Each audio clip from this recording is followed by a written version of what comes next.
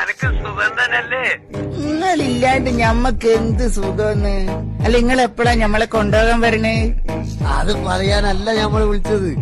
ഈ വരുന്ന തിങ്കളാഴ്ച പുലർച്ചക്ക് ഞമ്മളെത്തും. ആയിക്കോട്ടെ, തിങ്കളാഴ്ച പൊലച്ചക്ക് തന്നെ ഞമ്മളെ എയർപോർട്ടിൽ ഉണ്ടാവും. ആ അത് പറയാനാ വിളിച്ചത്. ഈ എന്റെ ആങ്ങളമാരെയും കൂട്ടി കോഴിക്കോട് എയർപോർട്ടിലേക്ക് പോയിക്കലാണ്ടി. പിന്നെ സുക്കൂറിനോടും അവന്റെ ചെങ്ങായിമാരോടും നെടുമ്പാശ്ശേരി എയർപോർട്ടിലേക്ക് പോകാൻ പറയും. പിന്നെ എന്റെ സ്നേഹിതൻ ദാസല്ലേ, ഓനോട് തിരുവനന്തപുരം എയർപോർട്ടിലേക്ക് വിട്ടോളാൻ പറയും. അല്ല മനുഷ്യ, നിങ്ങൾ ഒരൊറ്റ ആളില്ലേ വരണേ?